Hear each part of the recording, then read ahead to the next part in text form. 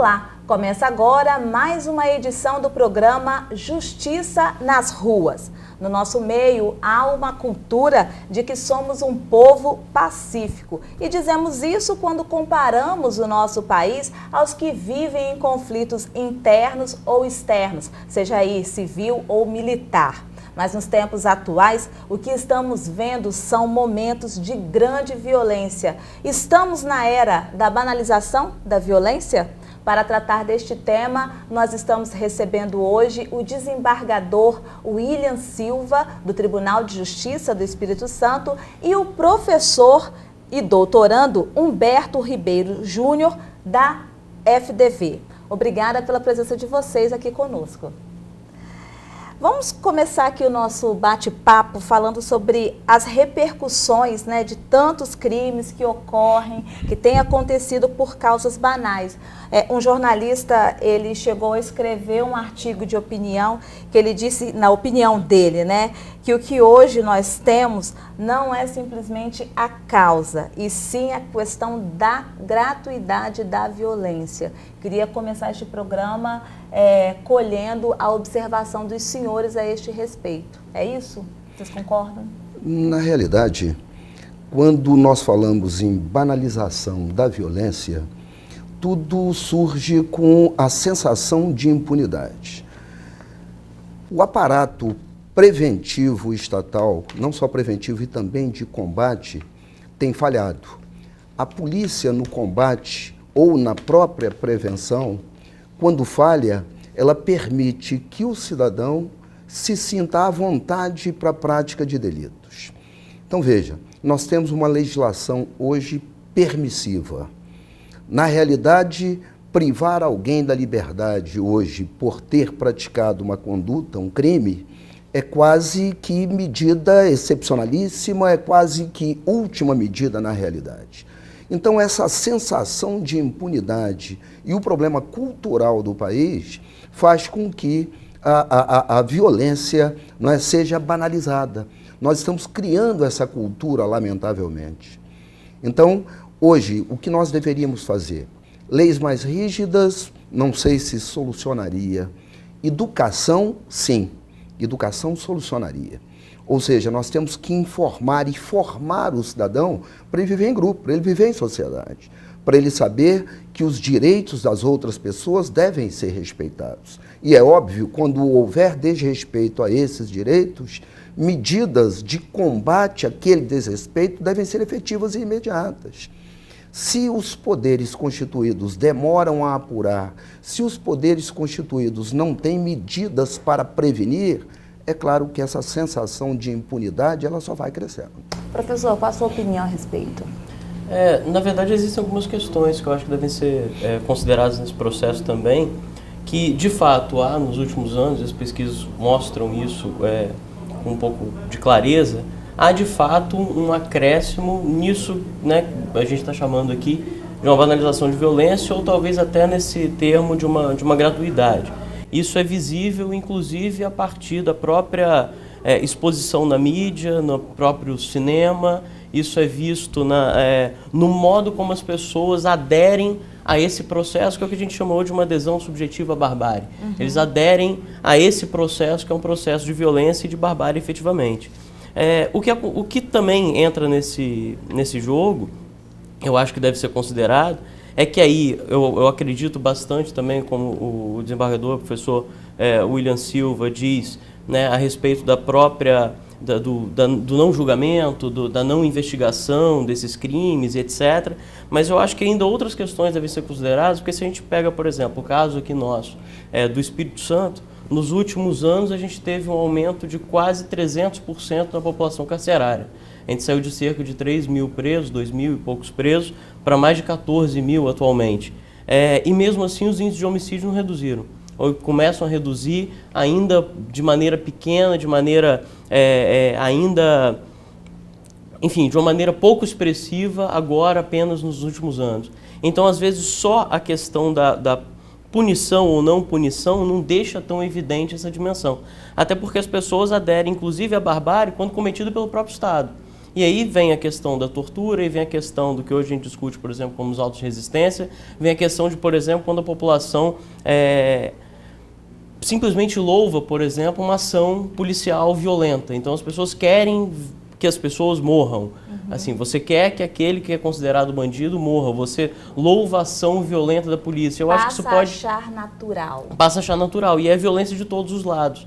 Né? Então não é só a violência do lado do que a gente chama de criminalidade, o crime organizado ou não organizado, mas é a violência de um modo bastante amplo. E eu acho que isso pode ser isso fica muito visível, fica muito claro pra gente com o filme Tropa de Elite 1, que foi bastante louvado de um lado e criticado do outro, exatamente por isso. Porque, por exemplo, quando ele foi visto em outros países, e um exemplo claro disso foi Portugal, os telespectadores ficaram assustados com tamanha violência cometida pela polícia, né, com tortura, com todas aquelas cenas do próprio filme, de homicídio e etc. E no Brasil, esse filme foi exaltado e essa ação foi exaltada. Então, assim, quando a gente pensa nessa questão da violência, é uma violência em sentido amplo, né, inclusive quando envolve o aparato estatal. Né, você pensa no aparato estatal como tendo que ser um aparato também violento. E aí eu acho que a gente tem que começar a pensar nesses dados também. Professor, pegando o gancho aí nessa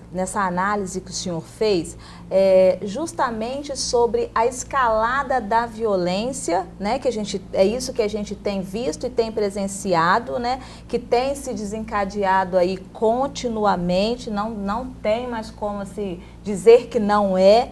E a gente percebe, por exemplo, a participação de todos os atores da sociedade, que vão, assim, desde uma charge, por exemplo, representada num jornal.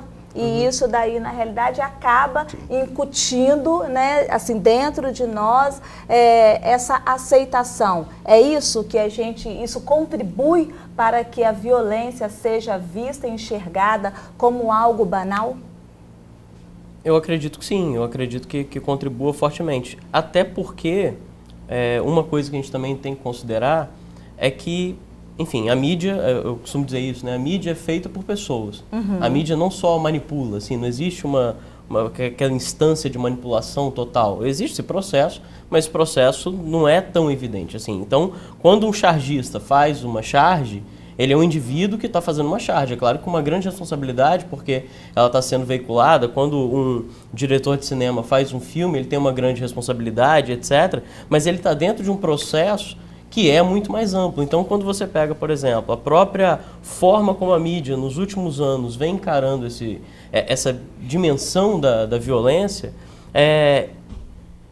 a mídia não faz isso sozinha. Assim, a mídia não impõe isso às pessoas. Existe uma audiência, existem as pessoas que veem aquilo e incorporam aquele processo.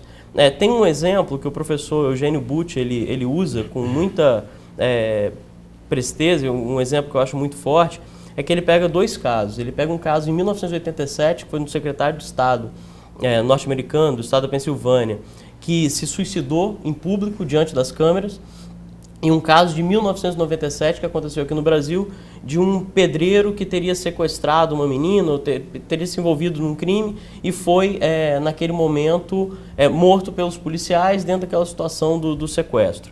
A questão que ele pega o caso de 1987 e fala de como que a mídia mostrou aquilo. Apesar dele ter se matado diante das câmeras, então você tinha toda a filmagem da cena mesmo, do tiro pegando na cabeça e etc., isso não foi mostrado naquele momento. Sim, mostrou-se o barulho do tiro, mas não se mostrou aquela cena de violência, do sangue espalhado, etc. Já ao contrário do que acontece em 97. Em 97 você já começa um processo de todo o aparato jornalístico que veiculou o caso daquele pedreiro, mostrava a cena mesmo da morte, com toda a sua violência, com toda aquele mise-en-scène que realmente acontece. Então a pergunta o que acontece nesses 10 anos, de 87 a 97, para que você tenha uma diferença tão grande na própria forma como a mídia veicula isso e como as pessoas aceitam. Porque as pessoas assistiam aquilo constantemente, assistiram aquele vídeo, não se sentiram chocadas com aquele vídeo. E se a gente pega de 97 para cá, isso se torna pior, porque hoje você tem inclusive veículos de comunicação que são especializados em mostrar imagens e cenas chocantes, efetivamente. Assim, alguns repórteres fotográficos que são destinados a isso, a tirar fotos das pessoas que acabaram de ser assassinadas e etc., e mostrando com toda a sua violência. Então a pergunta que fica não é só um processo que vem de cima para baixo da mídia, mas um processo que está envolvendo toda a sociedade. Certo. E toda a sociedade louvando a violência. E o problema que eu acredito hoje seja de maneira bastante forte esse. Então, pelo que a gente percebe, assim, a banalização da violência, ela tem várias facetas, né? Não tem como fugir disso daí. Desde a desigualdade social, a falta de emprego, educação, lazer, esse sistema de impunidade e também a questão do sistema prisional. Do ponto de vista mais do dia a dia, mais do cotidiano, mais da vivência como magistrado, eu tenho observado o seguinte: a ausência do aparato estatal fomenta isso. Por quê? Porque é comum alguém ser preso em situação flagrancial e o povo linchar o sujeito no momento. Exatamente por quê? Porque se o Estado não está presente, a própria comunidade, a própria sociedade quer fazer justiça com as próprias mãos. Faz o papel. Óbvio. Por quê? Porque se nós tivéssemos ações preventivas e ações de combate imediato, ou seja, segurança presente, segurança em todo momento, em todo lugar, ou a todo momento e em todo lugar, a população não banalizaria de forma alguma essa violência. Por quê? Porque essa sensação de impunidade, ela incentiva aquele que pratica crimes a continuar praticando e incentiva as pessoas do povo a fazerem justiça com as próprias mãos. Entendi. Isso tem sido um fato devidamente comprovado. Nós temos acompanhado isso aí no dia a dia. Não é? Eu, nos meus 16 anos como juiz criminal só aqui na capital, eu acompanhei isso de perto. E todos os dias nos jornais, não é, que noticiam e que divulgam notícias do cotidiano, principalmente na área criminal, nós vemos isso aí. Nós vemos o quê? Nós vemos a população tentando fazer justiça com as próprias mãos porque o Estado está ausente. Então essa sensação, desculpa, Ana Paula, essa sensação de impunidade, ela faz com que o sujeito que pratique crime continue a praticar e a própria sociedade continue, não é, a fazer justiça com as próprias mãos.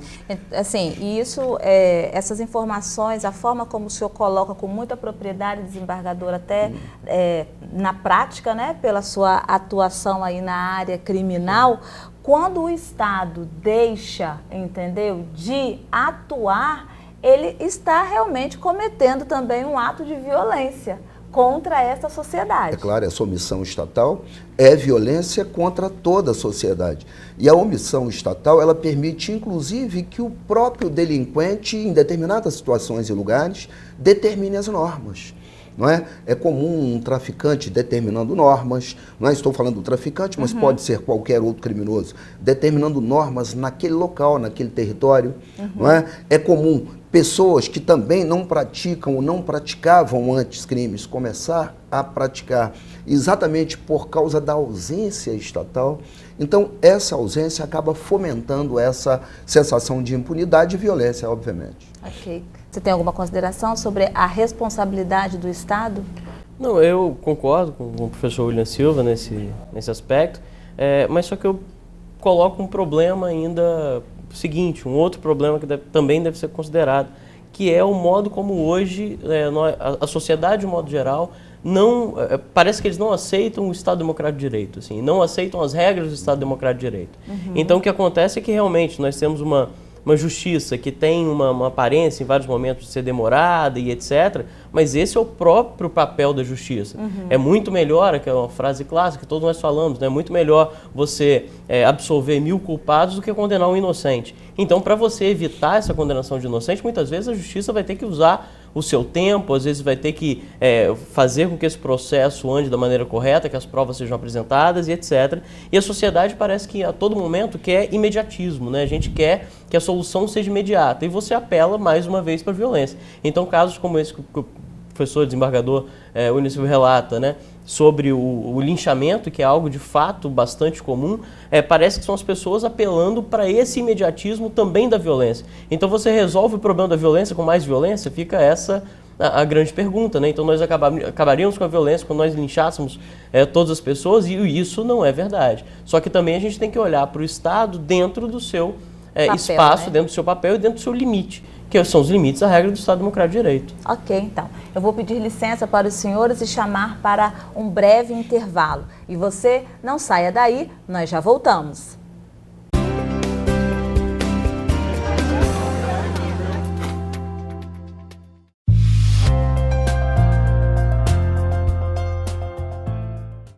O Tribunal de Justiça está de portas abertas para os estudantes capixabas. Através do projeto Visita Monitorada, alunos de todas as idades vivenciam o dia a dia do Judiciário. A visita acontece todas as quintas-feiras, às 2 da tarde. Acesse www.tjs.jus.br, clique no banner Visita Monitorada e inscreva sua escola. Para mais informações, ligue 3334-2211. Acesse www.tjs.jus.br e participe.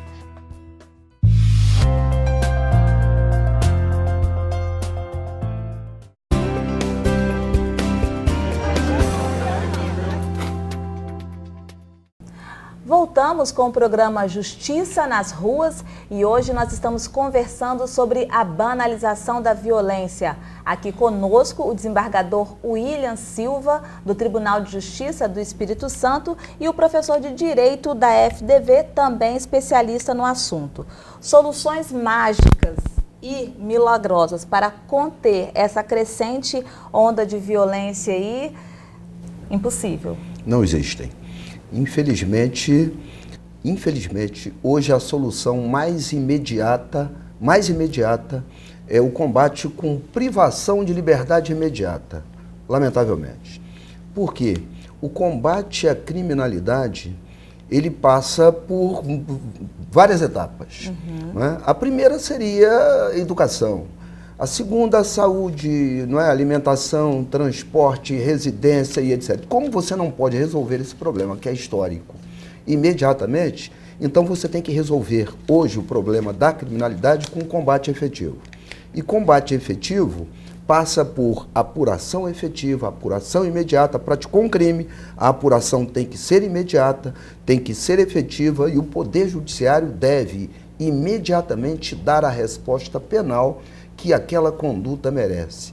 Então, esse combate imediato e efetivo, ele, obviamente, se presta, a finalidade maior dele é combater a impunidade e essa sensação de impunidade.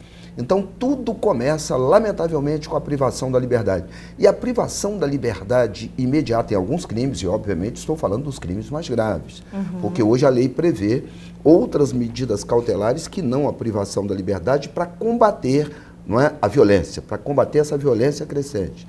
Eu estou me referindo, obviamente, aos crimes mais graves. Esses crimes mais graves devem ser combatidos pelo Estado, pelos poderes constituídos. De imediato, a apuração tem que ser imediata, essa resposta imediata vai servir como, não é, um objeto, um instrumento de educação. Tá? Agora, desembargador, tudo isso que o senhor falou para nós passa, obviamente, aí pela integração entre os poderes. Estamos falando aí do sistema, da atuação do sistema de justiça interligado. Obviamente, porque se nós tivéssemos uma polícia, e não estou me referindo só à polícia de apuração, à polícia judiciária, estou me referindo também à polícia preventiva, ou seja, a polícia judiciária, que está a cargo da Polícia Civil ou da Federal, dependendo, não é? E daquela que trabalha só na prevenção, que seria a Polícia Militar. Se nós tivéssemos essas polícias devidamente equipadas, não é? Devidamente com instrumentos capazes, suficientes para apuração imediata, para prevenção e para combate imediato, é óbvio, com policiais devidamente valorizados, com policiais qualificados, essa violência ela diminuiria. Por quê? Porque o combate imediato ao crime, ele impede que seja gerada essa sensação de impunidade. Estou falando aqui, obviamente, do ponto de vista prático, não é? Do ponto de vista prático. Professor, agora essa questão dessa sensação de impunidade, a polícia nas ruas, a população vendo, entendeu? Que ela, tipo, sentindo que se ela vê a viatura, né? Se ela vê a polícia ali, se ela, por exemplo, aconteceu um crime e imediatamente, assim, ela está vendo que providências foram tomadas, que esse processo andou de forma mais rápida e o juiz já tem condição de julgar. Na opinião do senhor, isso atende, já é uma medida para poder a gente desmistificar a questão da sensação da impunidade? Eu acho que se for, pode ser uma medida, mas talvez seja uma medida pequena, dentro do que a gente pega academicamente. Do contexto do problema, mas é um início. Do contexto do problema, principalmente dando um passo atrás nesse processo. Porque aí vem essa pergunta interessante também, quando a gente pensa na ideia da sensação de impunidade. Hoje a gente pega no mundo inteiro, o Brasil é um dos grandes representantes disso, mas o Brasil, os Estados Unidos, que é o que mais cresce, China e etc., o número de encarcerados, por exemplo, no mundo inteiro aumenta de uma maneira progressiva e de uma maneira absurda, uma progressão geométrica que a gente fala. Assim, se aumenta de maneira drástica nos últimos 10, 15, 20 anos, esse aumento é crescente. Então, aí fica sempre aquela pergunta que nós na academia costumamos fazer, assim, como falar em sensação de impunidade num mundo em que você tem cada vez mais punição, em um mundo que você tem cada vez mais prisões, você constrói mais prisões, que você prende mais pessoas e etc. Eu acho que um ponto que fica da fala do professor desembargador William Silva, que deve ser considerado, é que a gente também vê que essa punição é sempre uma punição destinada, ou na sua grande maioria, aos crimes leves. Você pega todos os índices, né, dessa punição, desse aprisionamento, você tem uma proporção muito menor dentro das prisões de pessoas que são presas por homicídio, os crimes graves, né? Homicídio, estupro, latrocínio, etc. Esse número é muito menor frente a pessoas que são presas por furto, réus primários, pessoas que são presas por crimes sem violência contra a pessoa e etc. Então, esse processo é um processo dúbio, porque ao mesmo tempo que você tem um crescimento grande na população carcerária, de fato, com relação a alguns tipos de crime, esse aumento da população carcerária não consegue alcançar. E a gente pega principalmente os famosos crimes de colarinho branco. Os crimes de colarinho branco, eles nunca são punidos. Aqui no estado, por exemplo, acho que a gente não chegava a 5 pessoas presas, por exemplo, por crimes contra a administração pública, né, dentro de um universo de 14 mil pessoas presas, e um estado em que a gente teve, né, recentemente, a gente teve uma série de processos, a luta contra o crime organizado e etc., um estado em que a gente teve muitos crimes sendo cometidos contra a administração pública. Então existem esses espaços em que realmente a ação do Estado, principalmente a ação judicial e a ação penal, ela não se dá de maneira igual. Mas é um processo que acaba sendo um processo talvez pequeno e talvez imediato face a tudo isso que acontece, né? Todo esse processo que envolve o tema geral do programa, que seria essa banalização da violência. Então, desembargador, eu quero passar a bola para o senhor, claro. Porque o senhor está integrando uma comissão no Senado que está envolvida na reforma do Código Penal. E aí, muitos textos, entendeu, que tratam sobre a banalização da violência, né, diversas opiniões, eles falam que falhas no Código Penal teria propiciado, entendeu, esse crescimento alarmante aí da violência, principalmente na questão de crimes banais, né? A pessoa é presa, comete um crime por qualquer coisa, briga, você está entendendo assim que uma conversa resolveria, um contar até 10, entendeu? Evitaria o problema. E o senhor está participando aí da reforma do Código Penal. Gostaria que o senhor falasse um pouquinho sobre essa questão dentro do Código, dentro dos estudos que vem sendo feito. Na realidade, o legislador brasileiro, ele costuma elaborar normas, principalmente na área do direito penal, muito em cima de casos, muito em cima de situações, né? Nós tivemos, por exemplo, a legislação que prevê hoje, que enumera os crimes hediondos, ela nasceu exatamente em cima de um caso, de uma situação. Nós temos a Lei 11.340, que trata da violência doméstica, que também foi elaborada exatamente por causa de uma situação. Então, o legislador brasileiro, infelizmente, lamentavelmente, ele legisla, principalmente na área do direito penal, muito de forma casuística, muito em cima de situações. Não consegue prever. Não, e veja bem, na realidade a legislação penal ela tem que ser elaborada, óbvio nós estamos falando de um código penal e também de um código de processo penal que instrumentaliza as normas penais, tem que ser elaborado de forma a prevenir a prática desta ou daquela conduta. O problema é que nós estamos elaborando normas em cima das situações que já acontecem. Então a gente não está indo na causa, nós estamos indo na consequência. Não. Exatamente por isso eu respondi daquela forma anteriormente. Ou seja, medidas de combate efetivo.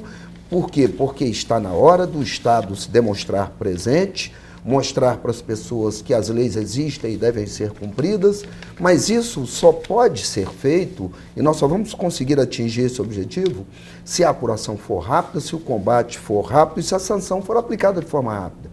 É claro, quando eu falei desta forma, eu de forma alguma abandonei as medidas preventivas, não é, que devem existir. Porque se as medidas preventivas fossem efetivas, se todos tivéssemos, não é, saúde, moradia, educação, segurança, não é, sensação de segurança, eu posso dormir com a porta da minha casa aberta. Não preciso de grade. Não é? Eu não preciso de grade, porque hoje, na realidade, nós estamos presos, estamos reféns e os bandidos estão à solta.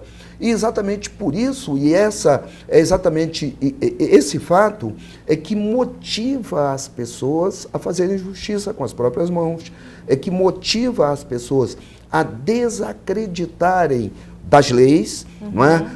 Dos poderes. Tá? Hoje, por exemplo, o Poder Judiciário está com um percentual de credibilidade altíssimo, principalmente no Estado do Espírito Santo, graças a Deus.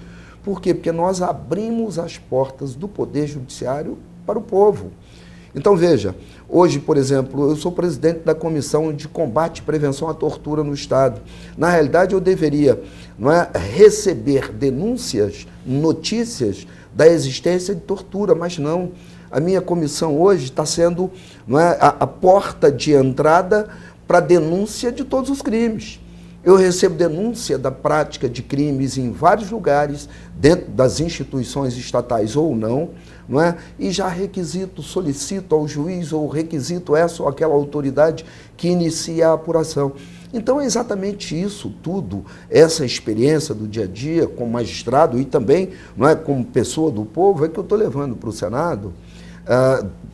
Nessa subcomissão, que eu faço parte lá no Senado, para quê? Porque não adianta aumentarmos pena, não adianta de forma alguma aumentarmos tipos penais ou crimes.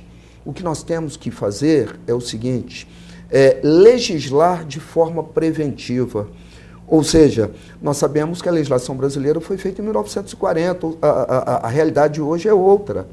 Então, existem crimes que estão aí previstos que nós poderíamos deixar para o direito extrapenal, para o ramo do direito civil, administrativo, comercial e etc., que está no Código Penal. Infelizmente, o anteprojeto que está sendo apresentado, ele está positivando muitas situações, muitas ações ou omissões que poderiam ser cuidadas por outros ramos do direito, que não o direito penal. Então, é exatamente isso que nós estamos discutindo. Hoje, o que nós temos que fazer? Liberar drogas, por exemplo? Não pode passar uma norma dessa. Por quê?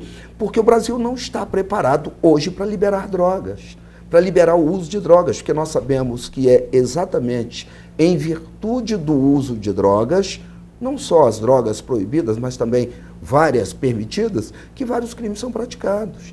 Hoje, vários crimes são praticados no trânsito em virtude do álcool, não é? Que é permitido, que é autorizado. Então, veja, nós sabemos que é uma questão cultural. Então, é exatamente isso que o legislador tem que fazer. Ele tem que legislar de forma preventiva. Como fazer isso? Como fazer isso? Vendo como a sociedade está, se a sociedade está ou não preparada para assumir essa ou aquela postura. No caso, estamos preparados para liberar drogas? Estamos preparados para liberar aborto? Então, é exatamente em cima disso que nós temos que trabalhar. Professor.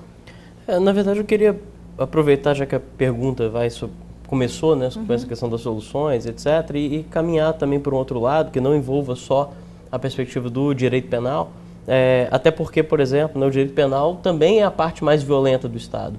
Né? O direito penal, o espaço do direito penal, que envolve, de um lado, o seu aparato policial e etc., com exceção do aparato militar, que teria que ter outras funções, e hoje no Brasil não está tendo, né? A gente vê, por exemplo, o caso do Rio de Janeiro, você utilizando o Exército, Marinha, etc., para resolver questões do dia a dia, que seriam de atribuição da polícia, por exemplo, mas o direito penal é esse espaço da violência. Né? Então a gente quer resolver a questão da violência pensando só no espaço da violência. Eu acho que isso é um dado que nos leva a pensar acerca da nossa sociedade hoje.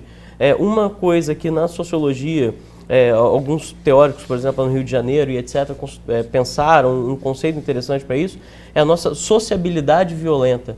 A gente começa a crescer, começa a ser socializado dentro de um meio em que a violência é a forma pela qual a gente encontra para resolver qualquer problema.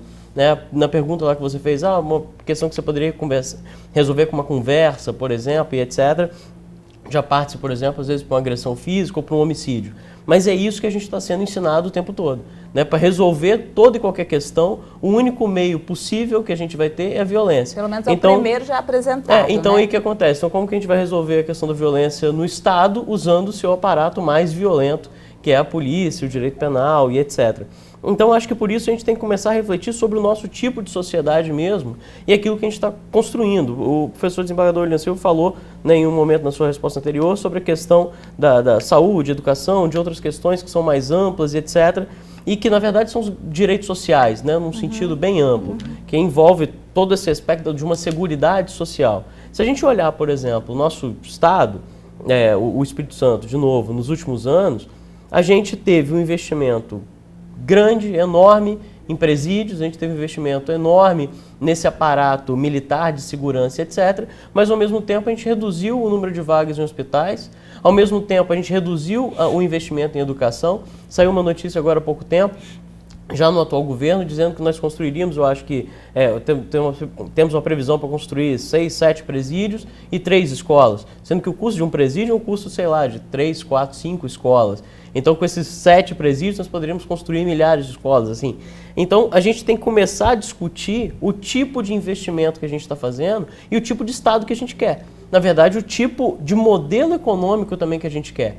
Né? Assim, não basta só a gente tratar disso só como uma forma de solução a longo prazo. Sim, é uma solução a longo prazo, mas que tem que começar em algum momento.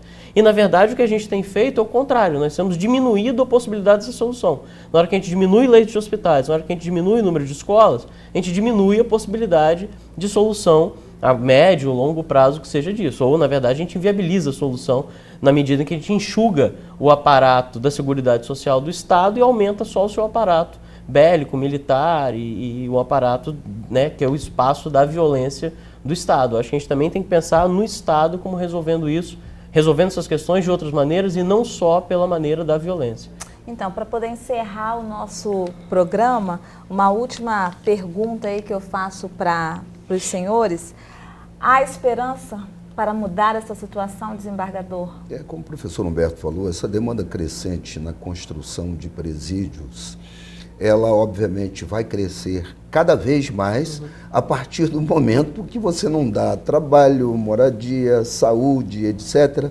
Ou seja, isso acaba impulsionando, ou seja, forçando essa construção de presídios cada vez mais, e nós nunca vamos dar conta disso. Eu acho que os poderes públicos já deveriam ter aberto os olhos para isso aí. Exatamente por quê? Porque o próprio aparato estatal está empurrando o sujeito para a prática de crimes. É claro que eu estou falando do ponto de vista prático, do cotidiano, do dia a dia, não é sem... Porque nós não temos como, no dia a dia prático, professor Humberto, nós, autoridades, não é, ficarmos, infelizmente, com divagações filosóficas ou sociológicas e tal, porque nós não vamos chegar a lugar nenhum. É claro que dependemos daquelas pessoas que fazem essa análise filosófica, sociológica e etc., mas nós, do dia a dia, nós temos um problema na mão e nós temos que resolver o problema de imediato. Infelizmente, é assim que funciona. Agora, nós podemos ficar otimistas com mudanças? Bom, essa mudança parte desse trabalho sociológico, filosófico, Análise, de preparo, não é? Mas isso é um trabalho mais demorado. Nós temos um problema e esse problema tem que ser resolvido agora. Como resolvermos esse problema agora? Nós temos, por exemplo, hoje no estado do Espírito Santo, um problema sério, não é? De quê? De ausência de juízes, de falta de juízes. Nós temos hoje uma carência de aproximadamente 120 magistrados. E nós temos problemas que estão no judiciário para serem julgados, problemas não envolvendo só, né, a área criminal, mas um problema envolvendo uma questão trabalhista, uma questão extrapenal civil, por exemplo, ou mesmo de família, isso pode desaguar numa questão criminal. Por quê? Porque se o Estado não resolve o problema do sujeito, ele vai acabar criando outro problema. Então nós temos um problema na mão, não é? E esse problema exige uma solução imediata. É claro que essa solução imediata, nós não podemos ficar, nós do Poder Judiciário, no campo teórico. Nós temos que combater um problema que já existe e esse problema requer uma solução imediata. Hoje, por exemplo, as pessoas estão batendo as portas do Judiciário, não é, para exigir que o Estado dê a garantia constitucional da saúde. É verdade. Remédio. Então, nós judicializamos a saúde hoje, exatamente por quê? Porque o Estado não dá. Se o Estado está ausente, se o Poder Executivo e o Poder Legislativo não faz a parte dele, o Poder Judiciário tem que fazer, não é? Infelizmente, nós estamos vendo aí o STF e o próprio STJ, às vezes, por ausência ou por omissão do legislador, o Poder Judiciário acaba em atitudes proativas, não é? Fazendo o que o legislador deveria ter feito e não fez. Verdade. Então nós estamos obrigando o Poder Executivo, às vezes, lamentavelmente, a cumprir o papel dele. Tá? E hoje, quando o Poder Judiciário priva o sujeito da liberdade ou restringe direitos do sujeito, ele está fazendo exatamente o que os demais poderes deveriam ter feito.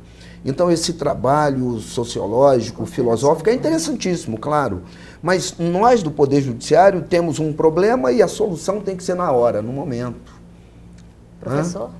Sim, mas eu acho que nesse processo eu gosto muito do espaço, por exemplo, da academia, etc., porque a sociologia, por exemplo, ela trabalha com problemas práticos.